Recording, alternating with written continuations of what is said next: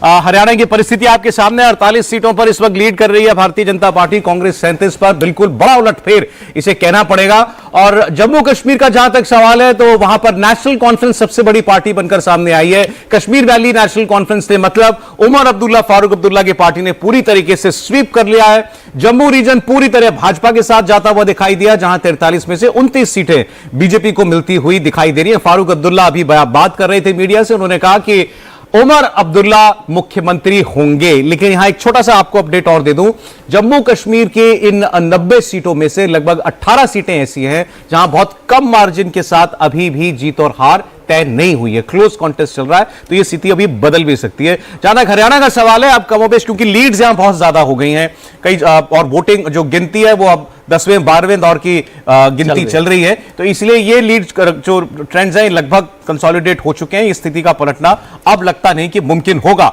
हाँ, हम लोग लगातार हरियाणा दो सीटें हैं, होडल और महेंद्रगढ़, जो 100 वोट से कम के मार्जिन पर चल रही है। बाकी सब सीटें आगे बढ़ गई है 4-5 हजार 10 हजार के बीच में। उमर अब्दुल्ला होंगे अगले मुख्यमंत्री, कैसे क्या बताया है फारूक अब्दुल्ला ने, एक नजर डालते हैं उस पर, फिर आगे बात करते हैं। सबसे बड़ी चीज यह है कि जो दबाव है उस दबाव को हमने खत्म करना है। ये पुलिस राज नहीं होगा, ये लोगों का राज होगा।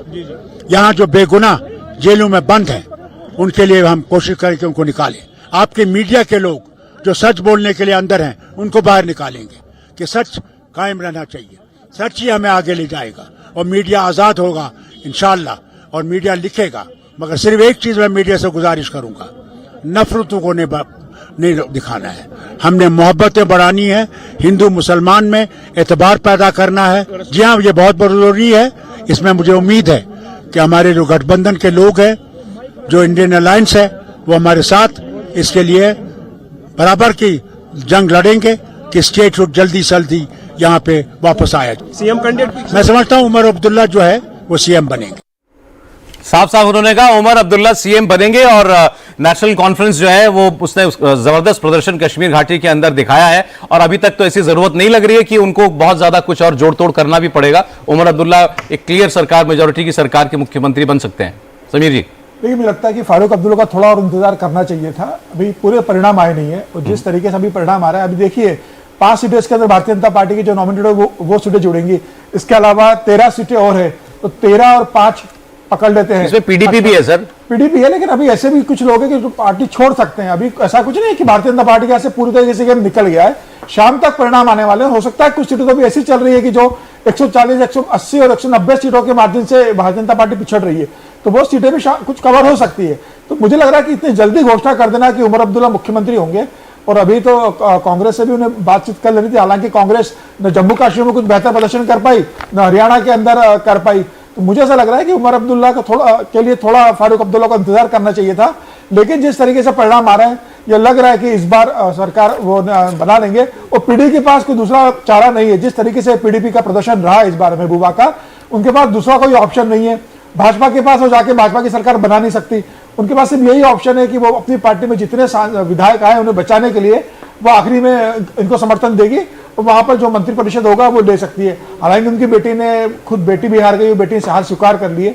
तो मुझे लग रहा है उमर अब्दुल्ला मुख्यमंत्री बनेंगे, लेकिन कुछ समय। समीर जी, मतलब वैसे ठीक कह रहे हैं, लेकिन अब फारूक अब्दुल्ला उमर अब्दुल्ला को मुख्यमंत्री पद के लिए कहेंगे, पहले भी उनके मुख्यमंत्री, मतलब मैं कह रहा हूं कुछ भी नहीं हुआ। अगर वो इतनी सीटें जीत रहे हैं और कांग्रेस उसके साथ बहुत, जिसको हम बहुत देशज भाषा में कहें तो पुछल्ला पार्टनर रह गया, कोई मतलब मेजर माइनर नहीं। तुम छल्ले से भी उम्मीद थी कि परिणाम आने तक अगर समीर जी थोड़ा हवा बनाए रखते हैं अपने नाम के अनुरूप, तो आपको क्यों समस्या पैदा हो? नहीं, लेकिन मैं कह रहा हूँ यार, समीर जी का वो गुंजाइश बहुत कम नजर आ रही है। माहौल अब नहीं है ना।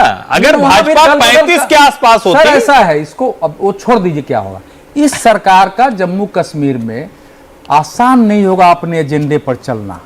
वो ऐसे ही बोलेंगे, लेकिन 370 लाने का क्या विधानसभा में प्रस्ताव पारित करके केंद्र को भेजेंगे? नहीं हो सकता। वो भी कह रहे हैं कि 370 को लोगों ने नहीं समझ, लेकिन करने से भी क्या होगा सर, वो तो केंद्र का मसला। आप फिर वो खींच, अभी तो स्टेट नहीं मिला है ना, अभी तो राज्य का दर्जा ही नहीं मिला। आप लोग टोक दे रहे हो। अभी जो उन्होंने बयान दिया है उसमें है कि नहीं है, मैं ये पूछ रहा हूं। सर वो कह रहे हैं 370 खत्म करने के खिलाफ लोगों ने वोट दिया है। और उनके घोषणा पत्र में जो 3-4 बातें हैं, कि हम 1954 के पहले के उस स्थिति में राज्य को ले जाएंगे। हम जो है शंकराचार्य पर्वत को फिर से तख्ते सुलेमान नाम करेंगे और हरि पर्वत को कोहे मारन करेंगे। और कांग्रेस ने उस पर चुप्पे, हंसिए मत, ये अत्यंत ही एक खतरनाक जो है घोषणा थी, राष्ट्र विरोधी, सांप्रदायिक, जिहादी, मजहबी घोषणा करके जो भी जम्मू, सुनिए इसके असर इसलिए पड़े कि चूंकि बीजेपी के विरुद्ध मुसलमान है, इसलिए उन मुसलमानों के अंदर एक एग्रेसिवनेस मजहब के नाम पर पैदा करो और पूरा एंटी बीजेपी वोट, एंटी मुसलमानों का वोट कंसोलिडेट करो। तो इस आधार पर उन्होंने वोट लिया है। अब ये शेर की सवारी भी है, सुने इसलिए कह रहा हूं कि आगे की दृष्टि से ये एक शेर की सवारी भी साबित हो सकती है कि आप उन अपेक्षाओं पर खड़े नहीं उतरेंगे तो आपसे जो लोग सवाल पूछेंगे उसका क्या उत्तर देंगे। चलिए, अच्छा, ये तो कश्मीर की बात। तो एक बार फिर से हम हरियाणा की परिस्थिति पर लौटते हैं। हरियाणा में आप देखें, भारतीय जनता पार्टी लगातार तीसरी बार अपनी सरकार बना रही है, इसमें कोई शक नहीं दिखाई दे रहा है। और अब अक्सर तो ये किसी राज्य में जीतने के बाद बीजेपी के यहां पर जो है गहमा गहमी इसको शुरू होती है कि मुख्यमंत्री कौन बनेगा। यहां तो उनके लिए वो भी डिसाइडेड है कि नायब सिंह सैनी को ही मुख्यमंत्री बनना है। तो अब केवल इतना इंतजार रह गया कि मोदी जी शाम को आते हैं तो क्या कहते हैं बीजेपी मुख्यालय पर। जी, वो तो मतलब इस जीत को किस तरह से बताते हैं कि इस जीत का क्या मायने है। मोदी जी के आने का मतलब है कि इस जीत के क्या मायने हैं, वो कैसे इसको ले जाना चाहते हैं आगे, और क्या वो समझ रहे हैं कि जनता की इस मैंडेट का मतलब क्या है। क्योंकि नायब सिंह जी तो ऑलरेडी उनके डिक्लेयर्ड चीफ मिनिस्टर हैं, चीफ मिनिस्टर कैंडिडेट हैं, सिटिंग चीफ मिनिस्टर थे, तो वो वहाँ पर कोई बहुत बड़ा बदलाव नहीं होना। अब जो उनके नाराज और प्रिय जो भी लोग हैं, विज साहब जैसे लोग, उनको किस तरह से वो एडजस्ट करेंगे, क्योंकि सरकार में अपना शहर नहीं वो संभाल पाए पूरी तरह। और विज साहब सरकार में नहीं थे पिछली बार भी जब नायब सिंह चीफ मिनिस्टर बने, तो अब वो क्या तैयार होते हैं नहीं होते हैं, वो सारी बातें देखने। लेकिन हरियाणा में ये बहुत बहुत छोटी बातें हैं, मतलब जिसको लेकर कैसे बीजेपी के लिए कोई मुश्किल होगी, मुझे ऐसा नहीं लग रहा है। लेकिन जम्मू कश्मीर को लेकर वो क्या स्ट्रेटजाइज कर रही है, मैं समीर जी की बात से अब भी समझता हूँ कि भारतीय जनता पार्टी कोशिश करेगी कि रात तक यदि कोई नतीजों में बदलाव आता है और वो बहुत करीब पहुंचते हैं तो कैसे लड़ा जा सकता है। लेकिन मुझे नहीं लगता कि एनसी का जो वोट आया ना, उसके आगे बीजेपी अपनी सरकार बनाने की कोई कोशिश करेगी। परिणाम से एक होगा सर, अगर उमर अब्दुल्ला और इसमें 48 में 4-3 सीटें पीडीपी की जोड़ कर रखी है ना। आपको वही मैं तो बता रहा हूँ ना, इन 13 में से 4 पीडीपी है। देखिए, पीडीपी में ऐसे निष्ठावान नेता नहीं है, थोड़ा सा अंतर होता ना तो चारों के चारों बदल जाते। पीडीपी की कोई अब स्थिति वहां रही नहीं है। महबूबा मुफ्ती जो है एक डिजर्टेड लीडर के रहेगा। सर, उमर अब्दुल्ला मुख्यमंत्री बन भी जाएंगे तो जो दिल्ली के मुख्यमंत्री है वैसे ही उनकी स्थिति रहेगी, क्योंकि एलजी को पावर है। स्टेटहुड मुझे लगता है बीजेपी सरकार नहीं बना पाएगी, तो इतने जल्दी स्टेटहुड जम्मू कश्मीर को देगी नहीं। एलजी के अंडर ही आपको काम करना पड़ेगा, तो वहां मुख्यमंत्री बन भी जाएंगे उमर अब्दुल्ला, तो वो जिस तरीके से पहले मुख्यमंत्री के रूप में काम कर लेते थे वो कर नहीं पाएंगे। अब उन्हें हर निर्णय के लिए फाइल एलजी के पास ही भेजना पड़ेगी। वहां स्टेटहुड मुझे लग रहा है भारतीय जनता पार्टी भी नहीं देगी जम्मू कश्मीर को। हालांकि नतीजों को लेकर जैसा आपने कहा शाम तक क्लियर होगा थोड़ा मामला जम्मू कश्मीर का। कांग्रेस पार्टी ने इसको भी एक मुद्दा बनाने की कोशिश की कि बड़ी देर से जो है नतीजे अपलोड हो रहे हैं इलेक्शन कमीशन की वेबसाइट पर, तो उसमें कहीं कुछ खेल करने की कोशिश तो नहीं है, दबाव बनाया जा रहा है। कांग्रेस का संकट समझिए, उसने अपने आप को मजाक बना लिया है। वो कहानी है ना कि बच्चा बदमाश बच्चा था, वो खेलने जाता था और चिल्लाने लगता था, सीआर आया सीआर आया सीआर आया। गांव वाले दौड़ के जाते थे बचाने, फिर सीआर एक दिन सचमुच आया और खा गया।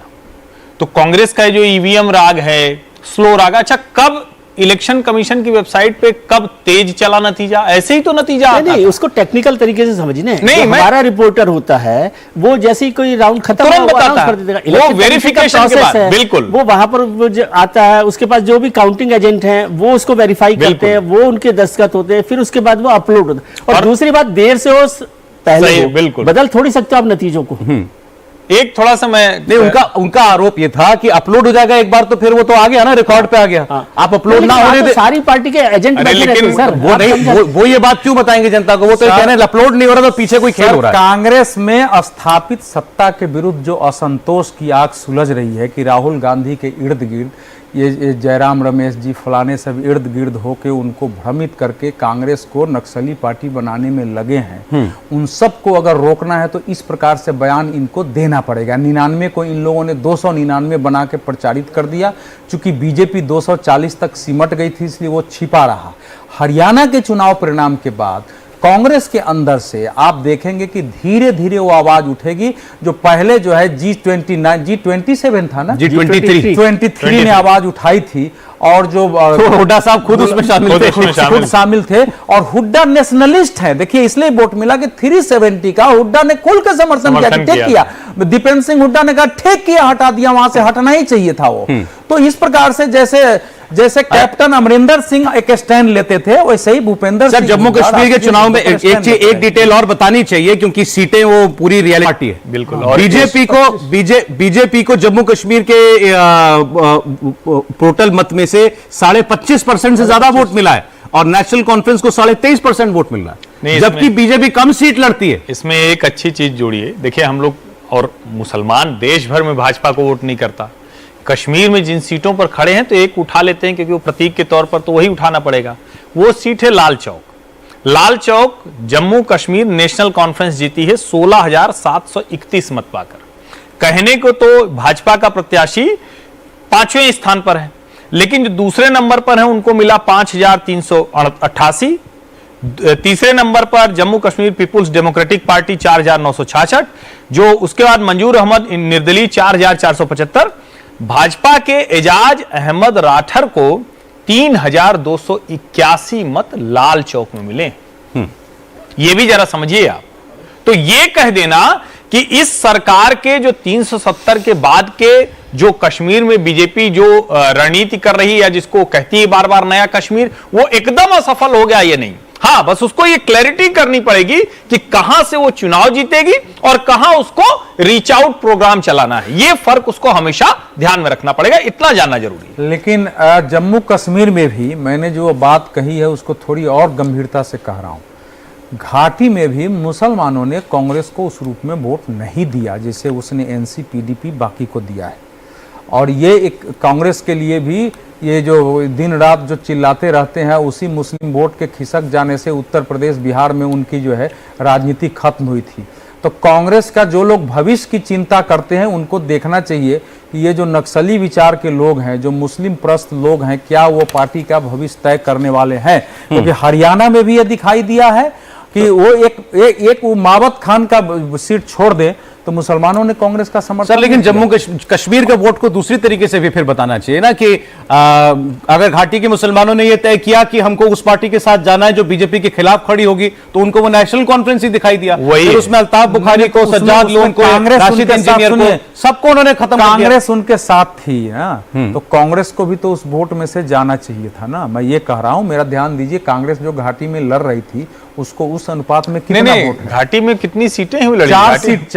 घाटी में तो एक लड़ेगी, हम उसी से मूल्यांकन करेंगे। सुनिए आप देखिए, कभी भी आप जितने सीट पर लड़े हैं वोट तो उतने पर आएगा ना। लड़ेंगे 4 पर तो 10 पर थोड़ा सा बस इसको नेशनल लेवल पर जब भी बात होगी, मुस्लिम्स की फर्स्ट प्रायोरिटी कांग्रेस ही रहेगी।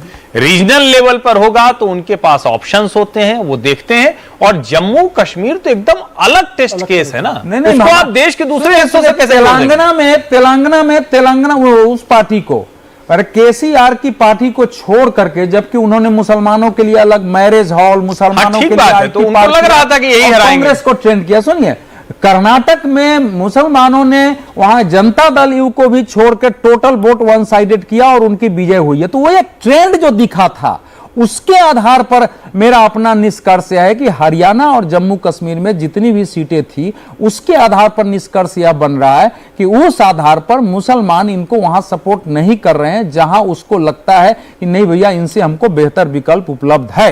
यह है इसका निष्कर्ष। लेकिन उसका बेहतर विकल्प बीजेपी हो, तब भी वो ये नहीं, बीजेपी नहीं होगी तो वो तो फिर है ही ना, बीजेपी नहीं होगी।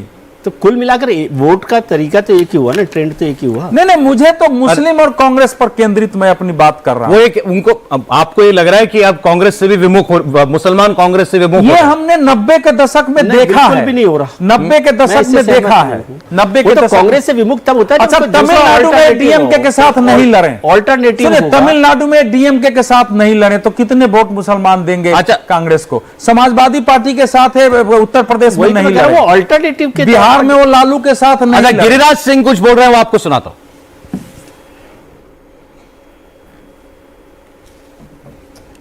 एक मोदी सब पर भारी। मोदी की विश्वसनीयता, मोदी जी की आज जनता ने सर आंखों लिया है। अफवाह जो कहा जाता है ना, काट के घरे बार बार नहीं चढ़ते। एक बार गफलत में चढ़ गया उत्तर प्रदेश में, और ये टुकड़े टुकड़े गैंग राहुल गांधी को तो जैसे गांव में कहते हैं मुंहे भाड़ गिरे हैं, ऐसा मुंह भाड़ गिरे हैं उनको होश नहीं आएगा। और हरियाणा की जनता ने सबक सिखा दिया, मोदी पर भरोसा किया, जुमला राहुल के जुमले पर नहीं भरोसा किया। पहलवान किसान और क्या क्या जो सारे किसान और पहलवान तो हमारे साथ थे, जुमला उनके साथ था। लेकिन जिस पहलवान को चेहरा बनाया विनेश फोगाट, वो जीती हैं। पार्टी की तरफ से कहा गया था कि पहलवानों की स्मिता की बात है, महिलाओं की स्मिता की बात है, अग्निवीर योजना की बात है, तो क्या आपको लगता है कि सब ये जो चीजें थी वो धराशायी हो गई? मैं तो पहले ही कहा, जुमला कहीं चला नहीं कांग्रेस की, राहुल गांधी की, और हरियाणा की जनता ने आईना दिखा दिया है। और फिर मैं कहता हूं, नरेंद्र मोदी पर भरोसा किया, काट के घड़े बार बार नहीं चढ़ते। लेकिन जो जम्मू कश्मीर है, जहां पर कि 370 और 35 से हटने के बाद हुए, भारतीय जनता पार्टी को उम्मीद थी कि वहां पर सरकार बनेगी, सबसे बड़ी पार्टी के तौर पर उभरेगी, लेकिन वहां पर नतीजे कुछ और कह रहे हैं। नहीं, नतीजे हम अभी भी आश्वस्त हैं।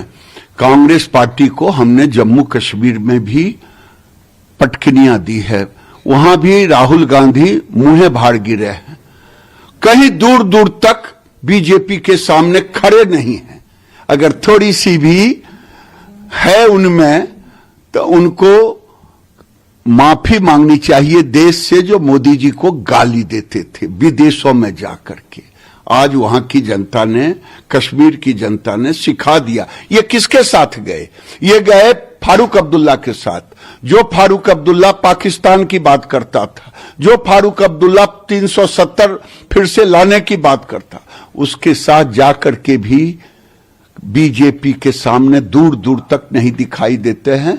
मैं तो कहता हूं, चाहे हरियाणा हो चाहे जम्मू कश्मीर, दोनों जनता को धन्यवाद। एक अकेला सब पर भारी, नरेंद्र मोदी, नरेंद्र मोदी, नरेंद्र। एक आखिरी सवाल है, जो जम्मू कश्मीर है जहां पर बीजेपी ने बढ़त बनाई है, वो ज्यादातर सीटें जम्मू रीजन की है। कश्मीर में बीजेपी को वो सफलता नहीं मिल रही है, तो अभी बहुत कुछ आपको लगता है कि कश्मीर के जनता के दिलों को जीतना बाकी है भारतीय जनता पार्टी को? बाकी जब जनादेश नहीं मिला है तो हमें तो दिल जीतना ही पड़ेगा। उनको पता चलेगा कि ये फारूक की सरकार और मोदी जी के अंडर में जो एलजी के नेतृत्व में चल रहा, आज भी मैं धन्यवाद देता हूं नरेंद्र मोदी जी को और वहां के एलजी मनोज सिन्हा को। तो गिरिराज सिंह कह रहे हैं, एक मोदी सब पर भारी, राहुल गांधी मुंह के बल गिर गए हैं। राहुल गांधी के जुमले, राहुल गांधी की अफवाह खड़ी करने की कोशिश नहीं चल पाई। कांट की हांडी एक ही बार चलती है, जो चल गई थी कि आरक्षण संविधान खतरे के अंदर है। विदेश की धरती पर राहुल गांधी को देश को कोसना भी भारी पड़ गया। अब आज तो जो कह लें सब फिट है बीजेपी के नेता। जी सर, बिल्कुल ठीक बात है, आज वक्त है उनका कि कह सकते हैं उसको। लेकिन राहुल जी जो बोलते हैं उसमें भी उनके लिए भी एक मैसेज है। राहुल गांधी जी के लिए क्या मैसेज है? मैसेज है कि वो देश को समझने की कोशिश करें कि देश में किस तरह से, और खासतौर से जो ये विदेश वाला जो मसला है ना, वो भारत के हिंदुस्तानियों को बहुत हर्ट करता है। कि बाहर जाकर आप यदि हिंदुस्तान को वो करते हैं तो वो है, लेकिन और यहाँ तो वो सीधा वो काम करके चुनाव में उतरे थे इसलिए। और जो बात बार बार है कि जिस चीज पे जो भारतीय जनता पार्टी के लिए हम कहते हैं कि विचारधारा पर रहे, राहुल जी भी एक चीज पर स्टिक करें ना, जिस चीज के साथ वो चलना चाहते हैं। हर दिन एक नया एजेंडा लेकर नए पैक के साथ आते हैं, आपको हर चुनाव में एक नए पैक के साथ मिलते हैं। मैं कह रहा हूं अब भी यदि ये चुनाव में वो दलित वोट के साथ तो क्या आप विधानसभा के चुनाव में तो कह नहीं सकते ना कि बीजेपी आएगी तो आरक्षण खत्म कर देगी, क्योंकि सबको पता ही नहीं किया जा सकता। दलितों के साथ तो खड़े दिखाई देते ना, शैलजा जी का हाथ थोड़ा ठीक से पकड़कर चलते। देखिए आप उत्तर प्रदेश को देखिए, उत्तर प्रदेश 21 के चक्कर में 25 वाला छुड़ा के भाग जाता। उत्तर प्रदेश में आपने एक नारा दिया था, लड़की हूं लड़ सकती हूं, वो नारा कहां है? कोई याद कर रहा है? अरे सर एक बार भी कश्मीर से लोगों का बयान तेजी से आ रहा है। महबूबा मुफ्ती भी इस वक्त एक प्रेस कॉन्फ्रेंस कर रही हैं, सुन लेते हैं।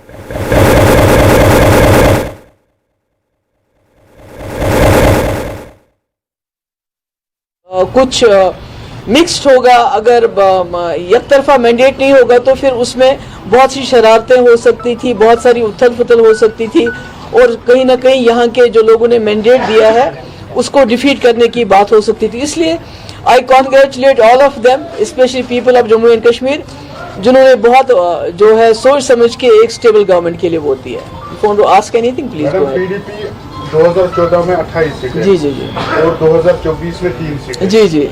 क्या 96 में नेशनल कॉन्फ्रेंस 7 सीटें, 2014 में 16 सीटें। ये उतार चढ़ाव आता रहता है, इसमें क्या करेंगे आप? लोगों की विक्ट्री है, लोगों की चॉइस है, आपको लोगों की चॉइस जो उनकी मर्जी है उसकी कदर करनी चाहिए, उनकी इज्जत करनी चाहिए। जमहूरियत में तो यही होता रहता है।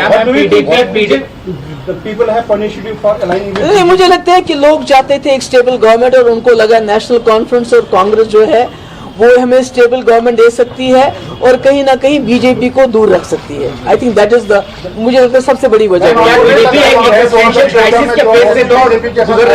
सॉरी जी, 2014 में आपने जो बीजेपी के बताया, मैं कहती हूँ वो तो बाद की बात है, अब क्या हुआ। पर मेरा ये है कि जम्मू कश्मीर के लोगों ने एक स्टेबल गवर्नमेंट के लिए वोट डाला, जो उनको लगा कि नेशनल कॉन्फ्रेंस और कांग्रेस एक गवर्नमेंट, स्टेबल गवर्नमेंट दे सकती है और बीजेपी का मुकाबला डट के कर सकते हैं, तो उसके लिए उन्होंने वोट दिया। मैम, आपने कहा आपके बजाय यहाँ पर सेक्युलर सरकार नहीं बनेगी, तो अब क्या लगता है? नहीं, अब तो मेरे ख्याल में बहुत अच्छी, मैं तो वही, मैं तो कह रही हूँ कि लोगों को मुबारकबाद दे रही हूँ कि उन्होंने हंग असेंबली को नहीं चुना, एक स्टेबल गवर्नमेंट के लिए वोट दिए। ये तो मुबारकबाद है लोगों के लिए। महबूबा मुफ्ती की पार्टी खत्म हो गई, 28 से 4 पर आ गई हूं, तब भी वो खुश हैं। चलें, वो खुश इसलिए हैं कि नहीं, लेकिन किसी और को मौका नहीं मिल पाया। देखिए ये भाव अच्छे हैं। अभी आजकल देखिए, अब अरविंद जी का भी बयान मैं सुनना चाहूंगा, वो आए तो, क्योंकि उन्होंने कहा था कि बिना हमारे हरियाणा में सरकार बनेगी नहीं, चाबी हमारे पास रहेगी, चाबी उन्होंने कहा था हमारे पास रहेगी। और ऐसे ही महबूबा जी भी कहती थी कि सरकार तो ऐसे नहीं बनेगी। अब वो कह रहे हैं कि बड़ा अच्छा हुआ। अरे भाई, अगर आपके ऊपर जनता भरोसा ही नहीं कर रही है कि आप स्टेबल गवर्नमेंट दे पाएंगे, तो इससे ज्यादा दुखद कुछ है? केजरीवाल जी ने तो कल ही डिक्लेयर कर दिया था, कल वो अपनी जो जनता की अदालत में गए थे कि बीजेपी वाले दोनों जगह हार रहे हैं। मोदी जी क्या कहेंगे इसके बाद? सरकार हार रही है, कल बोल दिया था उन्होंने।